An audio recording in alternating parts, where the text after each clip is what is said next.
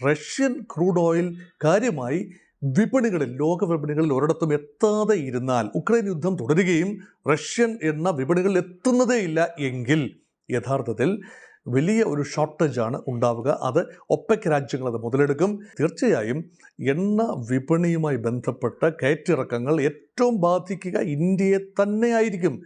ചൈനയെ അത്രയധികം ബാധിക്കില്ല. കാരണം റഷ്യയിൽ നിന്നും ഇനി ആകെ എണ്ണ വാങ്ങുന്ന രാജ്യം ചൈനയാണ്. പ്രധാനമായും ഇപ്പോഴത്തെ കരാറിൻ്റെ വ്യവസ്ഥയനുസരിച്ച് തുടർന്നും അവിടെ സമാധാനം വന്നാലും റഷ്യ ഉക്രൈൻ പ്രശ്നം അവസാനിച്ചാലും ഒരുപക്ഷെ റഷ്യയിൽ നിന്നും ഇന്ത്യക്ക് എണ്ണ വാങ്ങാനാവാത്ത രീതിയിൽ ഒരു ഊരാക്കുടുക്കിലാണോ ഇന്ത്യ അകപ്പെട്ടത് എന്ന് സംശയിക്കുന്നവരും ഏറെയാണ്. അപ്പോൾ ഇന്ത്യയുടെ മധ്യ ഏഷ്യൻ സ്വപ്നങ്ങൾക്ക് മേൽ കരുനീഴൽ വീഴ്ചകൊണ്ടാണ് ചബഹാറിൻ്റെ മേലുള്ള നിയന്ത്രണം.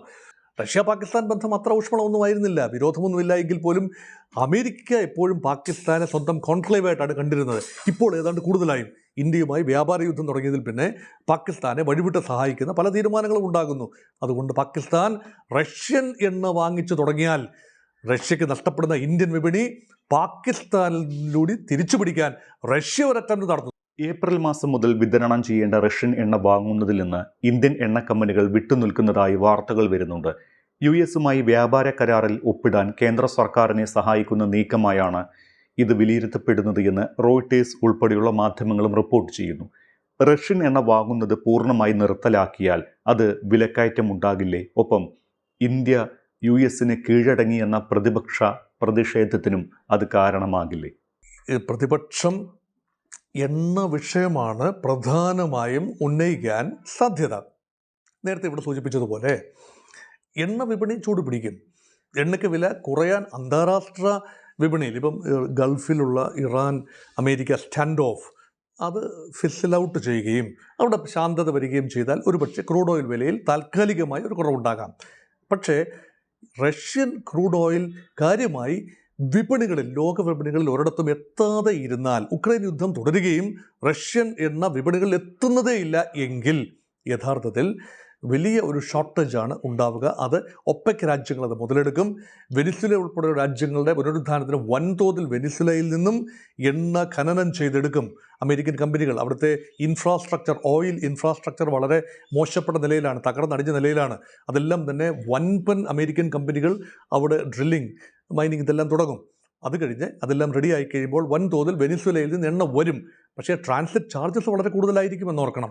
അതുകൊണ്ട് ദീർഘകാലാടിസ്ഥാനത്തിൽ എണ്ണയ്ക്ക് പകരം, അതായത് ക്രൂഡ് ഓയിലിന് പകരം ഓയിൽ, ഡീസൽ, പെട്രോൾ, കെറസിൻ ഇതിനൊക്കെ പകരം പുതിയ ഇന്ധനങ്ങൾ കാര്യക്ഷമമായി ഉപയോഗിക്കാവുന്ന സാങ്കേതികവിദ്യ ഡെവലപ്പ് ചെയ്ത് വന്നില്ല എങ്കിൽ ആത്യന്തികമായി എണ്ണവില മുകളിലേക്ക് പോകും. അത് തടഞ്ഞു നിർത്തണമെങ്കിൽ ഒരു ബാലൻസിങ്, കുഷ്യനിങ്, മൾട്ടിപ്പിൾ സോഴ്സസ്, പോരടിച്ച് നിൽക്കുന്ന രണ്ട് ഗ്രൂപ്പുകൾ, രണ്ട് കൂട്ടർക്കും എണ്ണയുണ്ടെങ്കിൽ, അതായത് റഷ്യൻ ചേരി എന്ന് പറയാനാവില്ല, റഷ്യ മാത്രം, അതിനോടൊപ്പം ഇറാനുണ്ട്. ഇറാൻ ഇപ്പോൾ ഇറാനിൽ ഭരണമാറ്റം കൊണ്ടുവന്നു കഴിഞ്ഞാൽ ഇറാൻ എണ്ണയുടെ മേലുള്ള രാഷ്ട്രീയമായ നിയന്ത്രണം അമേരിക്കയ്ക്ക് തന്നെയാവും. ഇറാൻ ആർക്ക് എണ്ണ വിൽക്കണം എന്ന് തീരുമാനിക്കുന്ന അമേരിക്കയാവും. ഇപ്പോൾ തന്നെ പറയുന്നത് ഇറാനുമായി എണ്ണ വ്യാപാരമുള്ള അല്ലെങ്കിൽ ഏതെങ്കിലും വ്യാപാര ബന്ധമുള്ള രാജ്യങ്ങൾക്കെല്ലാം അഡീഷണൽ ടാരിഫ് 25% അഡീഷണൽ ടാരിഫ് ചുമത്തുമെന്നാണ് പറയുന്നത്. റഷ്യക്ക് മാത്രമല്ല, ഇറാൻ ഉൾപ്പെടെ ഉപരോധം നേരിടുകയാണ്. ഇറാൻ്റെ ഒരു തുള്ളി വെണ്ണ വിൽക്കാനാവുന്നില്ല. അധികം താമസിക്കാതെ തന്നെ ഇറാൻ വിഷയത്തിൽ ഒരു തീരുമാനമുണ്ടാകും. യുദ്ധ സമാനമായ സാഹചര്യങ്ങളാണല്ലോ. ഒന്നുകിൽ ആണവ കരാറിലൂടെ ഇറാനെ ബെയിലൗട്ട് ചെയ്യും, എന്നിട്ട് എണ്ണ വിൽക്കാനുള്ള ഭാഗികമായ അനുമതി നൽകും. അല്ല എങ്കിൽ ഇറാനെ പൂർണ്ണമായും കീഴടക്കി ഇറാനിൽ ഭരണമാറ്റം കൊണ്ടുവന്ന് അമേരിക്കൻ സ്പോൺസേർഡ് ഒരു ഗവൺമെൻറ്റിനെ അവിടെ സ്ഥാപിച്ച് ഇറാൻ്റെ എണ്ണ യഥേഷ്ടം ലോക വിപണികളിൽ അമേരിക്കൻ സഹായത്തോടുകൂടി ഒഴുക്കും. വെനിസ്വലൻ എണ്ണയ്ക്ക് മാർക്കറ്റ് കണ്ടെത്തുന്നത് പോലെ ഇറാനിയൻ എണ്ണയ്ക്കും മാർക്കറ്റ് കണ്ടെത്തും. തീർച്ചയായിട്ടും ഗുണമേന്മയുള്ള എണ്ണ തന്നെയാണ്. അതുകൊണ്ട് തീർച്ചയായും എണ്ണ വിപണിയുമായി ബന്ധപ്പെട്ട കയറ്റിറക്കങ്ങൾ ഏറ്റവും ബാധിക്കുക ഇന്ത്യയെ തന്നെയായിരിക്കും. ചൈനയെ അത്രയധികം ബാധിക്കില്ല. കാരണം റഷ്യയിൽ നിന്നും ഇനി ആകെ എണ്ണ വാങ്ങുന്ന രാജ്യം ചൈനയാണ്. പ്രധാനമായും ഇറാനിൽ നിന്നും ഒരുപക്ഷെ ചൈനയ്ക്ക് എണ്ണ കിട്ടാതാകും. ഇറാൻ്റെ 80% ക്രൂഡ് ഓയിലും ചൈനയിലേക്കാണ് പമ്പ് ചെയ്തിരുന്നത്. ഇനി അതൊരുപക്ഷെ സാധ്യമല്ലാതെ വന്നാൽ റഷ്യ പൂർണ്ണമായും എണ്ണ ചൈനയ്ക്ക് കൈമാറേണ്ട ഒരു അന്തരീക്ഷം വന്നേക്കാം, provided Ukraine issue remains alive. അത് മാറിക്കഴിഞ്ഞാൽ സാഹചര്യം മാറാം. അതുകൊണ്ട് ഇന്ത്യ പ്രതീക്ഷിക്കുന്നത് ഉക്രൈൻ വിഷയം ഭംഗിയായി അവസാനിക്കുകയും അങ്ങനെ റഷ്യക്ക് നേരെയുള്ള ഉപരോധം മാറിപ്പോവുകയും ചെയ്താൽ ഇന്ത്യക്ക് റഷ്യയുമായി ഒരുപക്ഷെ വിപണി തുറന്നു കിട്ടിയേക്കാം. പക്ഷേ ഇപ്പോഴത്തെ കരാറിൻ്റെ വ്യവസ്ഥയനുസരിച്ച് തുടർന്നും അവിടെ സമാധാനം വന്നാലും റഷ്യ ഉക്രൈൻ പ്രശ്നം അവസാനിച്ചാലും ഒരുപക്ഷെ റഷ്യയിൽ നിന്നും ഇന്ത്യക്ക് എണ്ണ വാങ്ങാനാവാത്ത രീതിയിൽ ഒരു ഊരാക്കുടുക്കിലാണോ ഇന്ത്യ അകപ്പെട്ടത് എന്ന് സംശയിക്കുന്നവരും ഏറെയാണ്. സാർ, മറ്റൊരു കാര്യമുള്ളത്, ഈ പാകിസ്ഥാനെ ആശ്രയിക്കാതെ ഇറാൻ, അഫ്ഗാൻ, മധ്യേഷ്യൻ രാജ്യങ്ങൾ എന്നിവിടങ്ങളിലേക്ക് കടക്കാനുള്ള ഇന്ത്യയുടെ ഒരു തുറുപ്പ് ചീട്ടാണല്ലോ ചബഹാർ തുറമുഖം. നേരത്തെ അതുമായി ബന്ധപ്പെട്ട കാര്യങ്ങൾ സാർ പറഞ്ഞിട്ടുള്ളതുമാണ്. നേരത്തെ പ്രതിവർഷം 100 കോടിയോളം രൂപ ചബഹാറിനായി ഇന്ത്യ വകയിരുത്തി വന്നിരുന്നു. പക്ഷേ ഇക്കഴിഞ്ഞ കേന്ദ്ര ബജറ്റ് നോക്കിയാൽ ധനമന്ത്രി നിർമ്മല സീതാരാമൻ ചബഹാർ തുറമുഖത്തിനായി ഫണ്ട് നീക്കി വെച്ചിട്ടില്ല. അപ്പോൾ ചബഹാറിനെ ഉപേക്ഷിക്കാനുള്ള നീക്കമാണ് ഇതെന്നാണ് പലരും വിലയിരുത്തുന്നത്. ട്രംപിൻ്റെ വെല്ലുവിളി മൂലമാണോ ഇങ്ങനെ സംഭവിച്ചത്? ഇത് ഇന്ത്യക്ക് ഇരുട്ടടിയാകാനുള്ള സാധ്യതയുണ്ടോ? ചബഹാർ തന്ത്രപ്രധാനമായ ഒരു ഇറാനിയൻ തുറമുഖമാണ്. ഇറാൻ്റെ തെക്ക് ഭാഗത്തുള്ള അറേബ്യൻ കടലിലേക്ക് തുറക്കുന്ന തുറമുഖമാണ്. ഇന്ത്യ വലിയ തോതിലാണ് അവിടെ ഇൻവെസ്റ്റ്മെൻറ്റ് നടത്തിയിരുന്നത്. അതായത് ആ തുറമുഖത്തിൻ്റെ വികസനത്തിന് വേണ്ടി. യഥാർത്ഥത്തിൽ സെൻട്രൽ ഏഷ്യയാണ് ഗ്യാസ് ഫീൽഡ് എന്ന് പറയുന്നത്. നാച്ചുറൽ ഗ്യാസ്, പെട്രോളിയം ഉൽപ്പന്നങ്ങൾ, ഇതിൻ്റെയൊക്കെ വലിയ അക്ഷയഖനിയാണ് കസാക്കിസ്ഥാൻ, ഉസ്ബെക്കിസ്ഥാൻ, തജിക്കിസ്ഥാൻ, തർക്ക്മേനിസ്ഥാൻ, കിർഗിസ്ഥാൻ. അതുപോലെ അഫ്ഗാനിസ്ഥാനിലേക്കും കടന്നു പോകണം എങ്കിൽ പാകിസ്ഥാൻ വഴി പൊളിറ്റിക്കൽ റീസൺസ് കൊണ്ട് സാധ്യമല്ലാത്തത് കൊണ്ട് ചരക്കുകൾ അങ്ങോട്ട് എത്തിക്കണമെങ്കിൽ, സെൻട്രൽ ഏഷ്യയിലേക്ക് എത്തിക്കണമെങ്കിലും അവിടെ നിന്നുള്ള ഊർജ ഉത്പന്നങ്ങൾ ഇന്ത്യയിലേക്ക് എത്തണമെങ്കിലും ഇറാൻ്റെ ചബഹാർ പോർട്ട് വളരെ നിർണായകമാണ്. അപ്പോൾ ആ ചബഹാർ പോർട്ടിന് വേണ്ടി ഇന്ത്യ കൂടുതൽ തുക മുടക്കുന്നില്ല എന്ന് ഇപ്പോൾ നിർമ്മല സീതാരാമൻ ഫെബ്രുവരി 1 അവതരിപ്പിച്ച ബഡ്ജറ്റിൽ കാണാം. അതായത് 1000 കോടി രൂപയായിരുന്നു ഓരോ വർഷവും അലോട്ട് ചെയ്തിരുന്നത്. പക്ഷേ ഈ പ്രാവശ്യം 1 രൂപ പോലും മാറ്റി വെച്ചിട്ടില്ല എന്ന് പറയുമ്പോൾ ഇപ്പോൾ തന്നെ ചബഹാറും ഉപരോധത്താൽ വലയുകയാണ്. ഇറാനെതിരെ അമേരിക്കൻ ഉപരോധമുള്ളപ്പോൾ ചബഹാർ പോർട്ടിനെ ഇന്ത്യൻ അനുകൂല ഒരു വ്യവസ്ഥിതി ആയതുകൊണ്ട് ഒഴിവാക്കുമെന്നായിരുന്നു പ്രതീക്ഷ. പക്ഷേ ചബഹാർ പോർട്ടും ഉപരോധം കൊണ്ട് വീർപ്പ് മുട്ടുകയാണ്.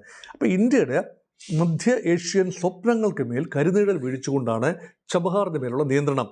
ഒരുപക്ഷെ ഇന്ത്യ അമേരിക്ക ഡീൽ സാധ്യമാകുന്നു, ഇറാനിൽ ഒരു ഭരണമാറ്റം ഉണ്ടാകും, അങ്ങനെയെങ്കിൽ ചബഹാർ ഒരിക്കൽ കൂടെ തുറന്നു കിട്ടും എന്ന പ്രതീക്ഷയുണ്ട്. പക്ഷേ ഇതൊരു വളരെ കോംപ്ലക്സ് ജിയോ പൊളിറ്റിക്കൽ സിറ്റുവേഷനാണ്.